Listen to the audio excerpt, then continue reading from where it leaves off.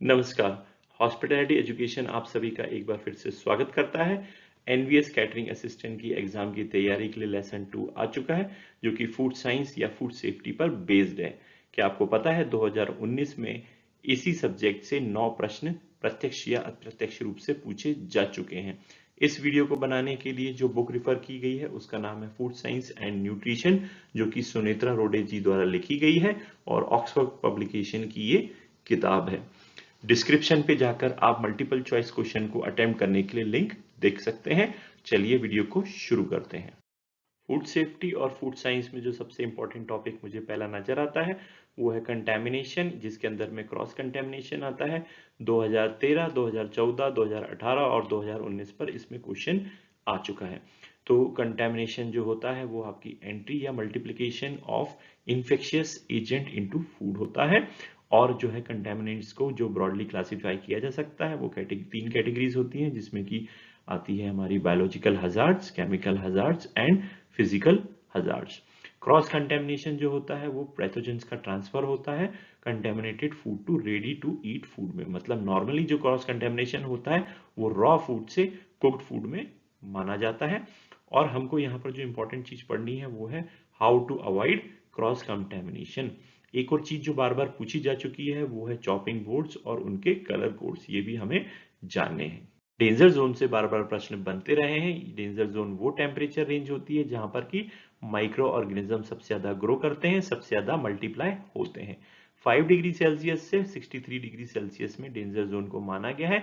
और जब हम इसको फ़ारेनहाइट में देखते हैं तो 41 डिग्री फ़ारेनहाइट से 145.4 डिग्री फ़ारेनहाइट इसको माना गया है। यूके और यूएसए के डेंजर जोन में डिफरेंस होता है, अलग अलग बुक में थोड़ा 0.1% या 0.2% का अंतर आपको देखने को मिल सकता है।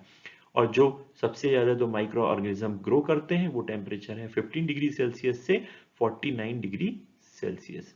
और हॉट फूड को रखने का जो आइडियल टेम्परेचर है वो 63 डिग्री के ऊपर होना चाहिए। और कोल्ड फूड को रखने के लिए जो आइडियल टेम्परेचर है वो बिलो 5 डिग्री सेल्सियस होता है।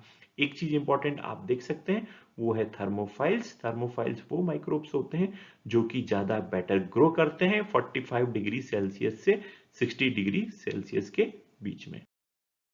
मेथड ऑफ फूड प्रिजर्वेशन भी एक इम्पॉर्टेंट टॉपिक है। इसके अंदर आता है रेफ्रिजरेशन, जिसमें कि किसी भी फूड आइटम को यदि शॉर्ट फूड पीरियड के लिए स्टोर करना है तो उसे 1 to 4 डिग्री सेल्सियस पे स्टोर किया जाता है। एक साल के लिए यदि इसे स्टोर करना है किसी फ्रोजन आइटम को, उसको -18 डिग्री सेल्सियस में स्टोर किया जाता है। यदि उसे -28 डिग्री सेल्सियस पे स्टोर किया जाए तो उस फूड आइटम को 2 साल के लिए प्रिजर्व किया जाता है। कुक चिल मेथड भी एक इम्पॉर्टेंट मेथड है फूड प्रिजर्वेशन की, जिसमें किसी भी फूड आइटम को कुक करने के बाद रैपिडली चिल्ड करते हैं 0 to 3 डिग्री सेल्सियस में। और यह मेथड जो है वो एयरलाइन कैटरिंग में बहुत ही ज्यादा पॉपुलर है। अगली जो इम्पोर्टेंट फूड प्रिजर्वेशन की मेथड है वो है वैक्यूम कुकिंग। इसको लास्ट ईयर पूछा जाता है, जिसको कि सू विड भी कहा जाता है। ये कुक चिल मेथड का ही एक टाइप है और इसको LTLT भी कहा जाता है, मतलब low temperature long time cooking. इस मेथड की कुकिंग में जो है खाने को प्लास्टिक पाउच या फिर ग्लास जार में रखा जाता है और हॉट वाटर बाथ में इसको लंबे समय तक कुक किया जाता है। अगली जो इंपॉर्टेंट टर्म है वो है ब्लांचिंग। इस टर्म को बार बार पूछा जा चुका है। ये फूड प्रोडक्शन के अंदर कुकिंग मेथड्स में भी आती है। Pasteurisation method wines, fruit juices और मिल्क में यूज की जाती है माइक्रो ऑर्गेनिज्म की ग्रोथ को कंट्रोल करने के लिए। इसमें जो पहली मेथड है पास्चराइजेशन के अंदर वो है LTH, जिसे कि लो टेम्परेचर होल्डिंग बोला जाता है, जिसमें कि किसी भी लिक्विड को 30 मिनट्स के लिए 62 डिग्री सेल्सियस पे बॉईल किया जाता है।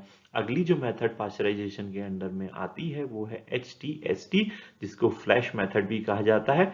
HTST का फुल फॉर्म है हाई टेम्परेचर शॉर्ट टाइम, जिसमें कि लिक्विड को 15 सेकेंड के लिए बॉईल किया जाता है 72 डिग्री सेल्सियस पर।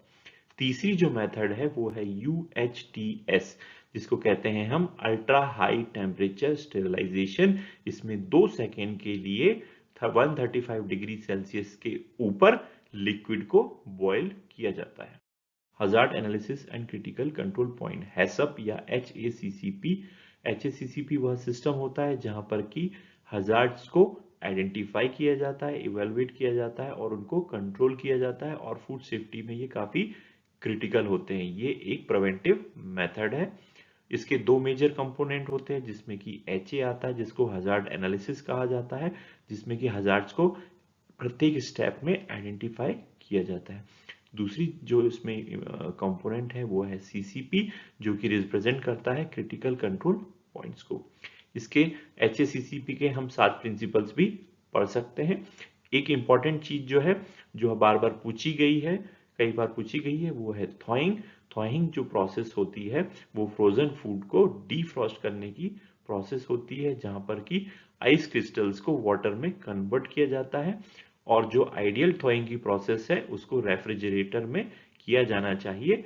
और 3 मेन टाइप्स ऑफ जो थॉइंग है हम उसको पढ़ सकते हैं। कुछ इंपॉर्टेंट टॉपिक्स हैं जिसको कि हमें कवर करना चाहिए, जिसमें आता है फूडबॉर्न इलनेस, इसके अंदर बॉटेलिज्म, सैल्मोनेलिसिस और डायरिया को कवर किया जाना चाहिए। Non perishable item, stable item, semi perishable food items and perishable food items को भी हमें टच करके आना है। FSMS, ये इसका फुल फॉर्म हमें पता होना चाहिए, जो होता है food safety management system. Fortification process भी कई बार पूछा गया है। फोर्टिफिकेशन प्रोसेस जो है किसी भी न्यूट्रिएंट्स को स्मॉल क्वांटिटी में ऐड किया जाता है फूड आइटम्स में, उसकी न्यूट्रिटिव वैल्यू को एनहांस करने के लिए। FSSAI की इंपॉर्टेंस को मैं पहले ही डिस्कस कर चुका हूं। इसके अलावा फर्स्ट इन फर्स्ट आउट मतलब FIFO, last in first out मतलब लीफो को हमें पढ़ना चाहिए। यूजेस ऑफ केमिकल प्रिजर्वेटिव्स हमें टच करना चाहिए। Food additives and there description भी हमें देखना चाहिए। वेरियस जो फूड एडिटिव्स हैं, जो मेन फूड एडिटिव्स हैं, उनकी लिस्ट निकाल के हमें पढ़ना चाहिए, उनका शॉर्ट डिस्क्रिप्शन हम देख सकते हैं। एक और इंपॉर्टेंट टर्म है वो है मोनोसोडियम ग्लूटामेट, जिसको MSG कहा जाता है। इसको 1 मार्क्स के क्वेश्चन में पूछा जा सकता है। क्लैरिफाइंग एजेंट्स को हमें टच करना चाहिए। इसके अलावा जो दो सबसे इंपॉर्टेंट टॉपिक है जो आपको कवर करने ही करने हैं वो है फूड अडल्ट्रेशन और फूड पॉइजनिंग। इससे क्वेश्चन बनने की पूरी संभावना हमेशा रहती है। कुछ मल्टीपल चॉइस क्वेश्चन इस तरीके से बन सकते हैं, जैसे कि which one of the following is a most correct technique for थॉइंग frozen chicken. अब यहाँ फ्रोजन चिकन की जगह दूसरी आइटम भी दिया जा सकता है, लेकिन आंसर सेम रहेगा, वो है in the refrigerator over night. Hand wash time को पूछा जा सकता है, जो कि 20 सेकेंड होता है। Minimum temperature at which hot foods on a buffet should be maintain. इसका करेक्ट आंसर है 140 डिग्री फ़ारेनहाइट। इस क्वेश्चन को सेल्सियस में भी पूछा जा सकता है। अगला प्रश्न मुझे दिख रहा है वो है food should not be left at room temperature for how many hours. तो करेक्ट आंसर है इसका 2 hours. Which one of the following is not a critical factor in the growth of dangerous foodborne bacteria? इसमें कई option दिए गए हैं, जैसे कि temperature, time, moisture, altitude and pH level, acidity. तो इसका करेक्ट आंसर है एल्टीट्यूड। एल्टीट्यूड जो है एक क्रिटिकल फैक्टर नहीं होता है किसी भी डेंजरस फूडबॉर्न बैक्टीरिया की ग्रोथ में। Best material for cutting board, जो चॉपिंग बोर्ड है उसके लिए बेस्ट मटेरियल क्या होता है, वो है प्लास्टिक और एक्रेलिक। प्लास्टिक और एक्रेलिक में माइक्रो ऑर्गेनिज्म की ग्रोथ सबसे कम होती है। अगर अगर इज यूज्ड फॉर, अगर अगर का यूज क्या है, उसका आंसर है स्टेबलाइजर, या फिर इसको थिकनर की तरह यूज किया जाता है। Tocopherol is an example of antioxidant, इसको भी इंपॉर्टेंट माना गया है।